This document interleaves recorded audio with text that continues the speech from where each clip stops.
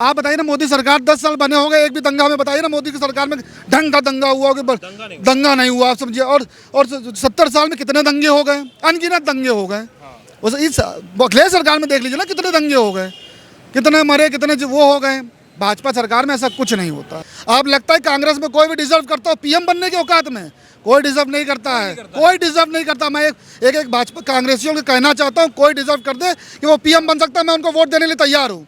कोई डिजर्व नहीं करता, क्योंकि मोदी सबसे बेहतर है। मोदी से अच्छा कुछ है नहीं। मोदी ने सब कुछ किया, विकास किया, सब समान को एक समान समझा है। सैम पित्रोदा खुद इंडियन है, जो वो हिंदुस्तान की राजनीति में कितना दखल रखते हैं, या वो हिंदुस्तान की राजनीति के बारे में कितना जानते हैं। किसी के कहने से कि ये काला साउथ इंडियन है और सफ़ेद यूरोपियन है, तो फिर भारतीय कहाँ गया? पर राहुल गांधी तो उन्हें अपना पॉलिटिकल गुरु मानते हैं, मेंटोर मानते हैं। किसी को अपना गुरु मानने से आप पूरे देश के गुरु नहीं बन जाते, या उन पे अपनी जो है समझ नहीं थोप सकते। सिख समाज के लिए जो भारतीय जनता पार्टी ने किया है, वो आज तक कभी भी किसी पार्टी ने नहीं किया है। चाहे वो 1984 के कत्लेआम पे देख लो, आज तक कभी भी कानपुर में 38 साल हो गए थे, 39 साल, कभी भी उनको सजाएं नहीं मिली थी दोषियों को।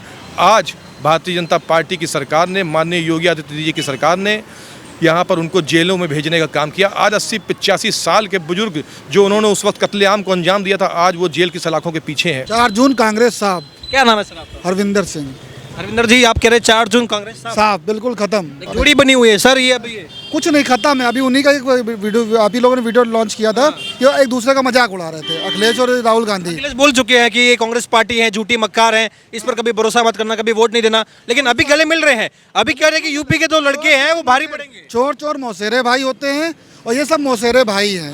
ये बेईमानों की पार्टी है। इन्होंने कभी अच्छा कुछ किया नहीं है। इन्होंने खाली लड़ाई झगड़ा, राजनीति, गुंडागर्दी। आप ये बताइए, सपा सरकार में कितने दंगे हुए यूपी में?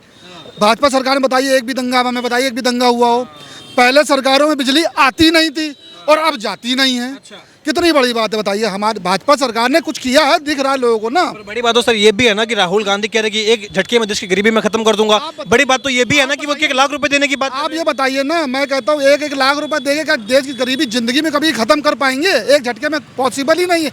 इनका खुद का बयान है कि एक झटके में जो मैंने बयान दिया वो गलत बयान है।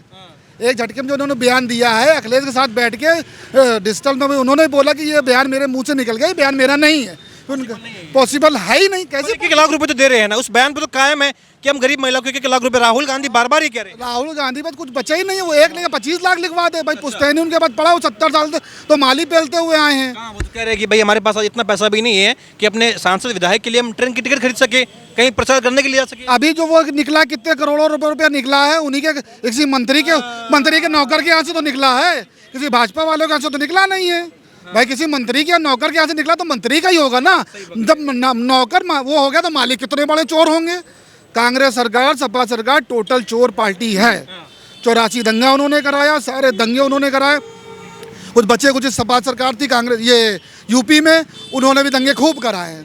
हम लोगों ने इतने साल झेला उनको, पर अब भाजपा सरकार है। भाजपा सरकार बेस्ट है और बहुत ही अच्छी है। और 400 पार। अगर हम मुद्दों की बात करें सर, राहुल गांधी बार बार कहते हैं कि हमारा मैनिफेस्टो है, ये आम आदमी का मैनिफेस्टो है। मोदी का मैनिफेस्टो है वो संविधान बदलो पत्र है, ना कि वो मैनिफेस्टो है। एक तो ये आरोप। दूसरा, मैं आपसे ये भी जानना चाहूँगा, राहुल गांधी ये भी कह रहे हैं कि हम जिसकी जितनी संख्या भारी उसकी उतनी हिस्सेदारी, बार बार ये कहते हैं। इसे आप कैसे देखते हैं? आप ये समझिए ना, उनका टोटल जो मैनिफेस्टो रहता है मुसलमानों पे रहता है, और जो हमारे मोदी जी हैं वो सबका साथ, सबका विकास, सब पे विश्वास करके चलते हैं। उनका काम जो है वो कभी राशन देते हैं, कभी उन्होंने ये नहीं सोचा कि हम गरीबों किसको दे रहे हैं, हिंदू को दे रहे हैं, मुसलमान को दे रहे हैं, सरदार को दे रहे हैं, या किसी सिख को दे रहे हैं, किसी क्रिश्चियन को दे रहे हैं। उन्होंने सबको राशन दिया, एक तरफ से राशन बटा गया है। और सबसे ज़्यादा लाभ जो है मुसलमान लाभार्थी उठाते हैं। सबसे ज़्यादा सुविधाएँ, 5 लाख का बीमा दिया, उनका उठाया गया। उनको भी सब सरकार ने सबके लिए किया ना, एक के लिए थोड़ी किया है कि जिनके घर में इतने लोग हैं उनको राशन मिलेगा, उतने घर में उतने राशन नहीं मिलेगा। ऐसा मोदी सरकार में कभी नहीं हुआ है। ठीक है। एक और बयान जो सैम पित्रोदा का आया हाल ही में, इसमें जो कह रहे हैं कि ये जो लोग हैं, कुछ काले लोग, ये दक्षिण अफ्रीका के जैसे लोग हैं, कुछ यूरोप के लोग हैं, भारत में इस तरीके की ये रंग पे टिप्पणी आ चुकी है। पहले जाति पर, अब रंग पर। क्या लग रहा है पॉलिटिक्स किस दिशा में जा रही है? ये असल में कभी इंडिया में कभी रहे नहीं। चांदी की चम्मच लेके पैदा हुए हैं और चांदी की चम्मच लेके मर जाएंगे। इनके पास कुछ भी नहीं बचा। कभी अमेरिका रहते, कभी लंदन रहते, कभी कैलिफोर्निया रहते। इंडिया में रहे कितना है वो? तो इनको हिंदी सही से बोलना तक तो आता नहीं। दखल अंदाजी कैसे रहा भारत की राजनीति में, इतनी दखल अंदाजी? इनके पास कोई काम नहीं है। विपक्ष के पास जब कुछ मुद्दा ही नहीं बचा है तो कभी काला रंग सफ़ेद कर दो, सफ़ेद वाला काला कर दो, और क्या नाम है आपका हिंदू मुस्लिम कर दो। उनके पास यही बचा है, 70 साल से यही करते चले आ रहे हैं। मोदी करते हैं, हिंदू मुसलमान तो मोदी कुछ नहीं। अच्छा बताइए, मोदी अगर करते होते, आप बताइए ना, मोदी सरकार 10 साल बने हो गए, एक भी दंगा में बताइए ना मोदी की सरकार में ढंग का दंगा हुआ हो कि दंगा नहीं हुआ, आप समझिए। और 70 साल में कितने दंगे हो गए, अनगिनत दंगे हो गए।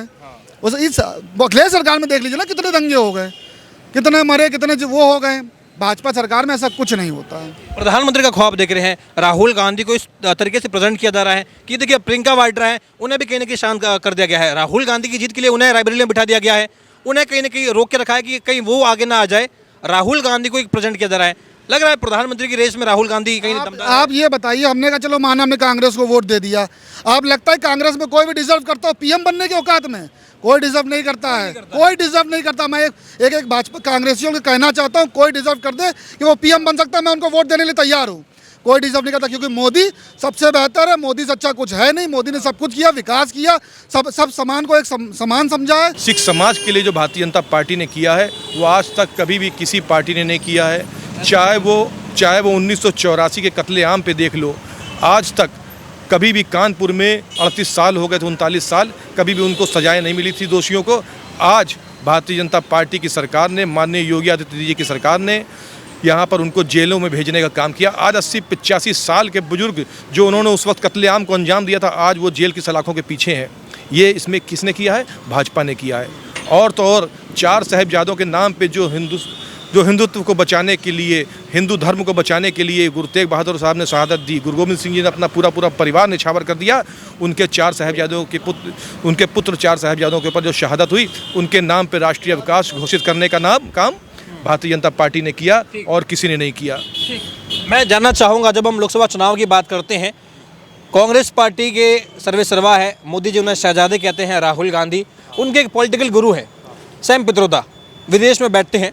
हाल ही में उनका एक और बयान आया जिसमें वो कह रहे हैं कि भारत के जो कुछ लोग काले दिखते हैं वो साउथ अफ्रीकन है, गोरे दिखने वाले यूरोप के लोग हैं। इस प्रकार की टिप्पणी आई है। तो मोदी जी कह रहे हैं कि ये अब रंग भेद की राजनीति कर रही है कांग्रेस पार्टी और राहुल गांधी। क्या कहना चाहेंगे आप इस पर? तो यही कहना चाहूँगा, मैं कह रहा हूँ शुरुआत से ही जातिवाद की राजनीति करते आए, ये हिंदू मुस्लिम करते आए हैं। और आज अगर भारतीय जनता पार्टी सबका साथ सबका विकास कर रही तो भी इनको दिक्कत है। असल में राजनीति जाति पात की तो ही लोग करते हैं ना, ये केवल मुस्लिम करते आते हैं। आज भारतीय जनता पार्टी अगर हिंदू और मुस्लिम सब कर रही है तो इनको दर्द हो रहा है। अब ये रंग भेद की राजनीति लेकर के आ रहे हैं, इनके पास और कोई काम नहीं है। इसका वंश खत्म होने वाला है राहुल गांधी का, इसमें कोई रोक नहीं सकता है।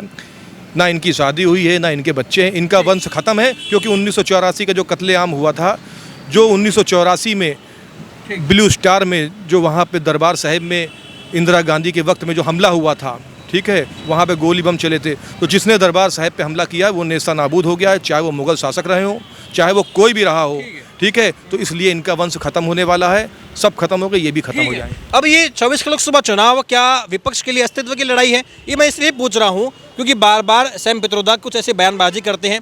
पहले उत्तराधिकारी टैक्स की बात करते हैं जो अमेरिका में भी खत्म होने जा रहा है, 2025 तक 7 राज्यों में लागू है, उसे भारत पर थोपने की बात होती है। अब रंग की बात हो रही है, कहा जा रहा है कि भारत के जो दक्षिण के लोग हैं वो काले हैं क्योंकि वो साउथ अफ्रीका है। इस तरीके की टीका टिप्पणी हो रही है, क्या कहना चाहेंगे? क्या आप पहले मुझे ये बताइए कि सैम पित्रोदा खुद इंडियन है, जो वो हिंदुस्तान की राजनीति में कितना दखल रखते हैं, या वो हिंदुस्तान की राजनीति के बारे में कितना जानते हैं?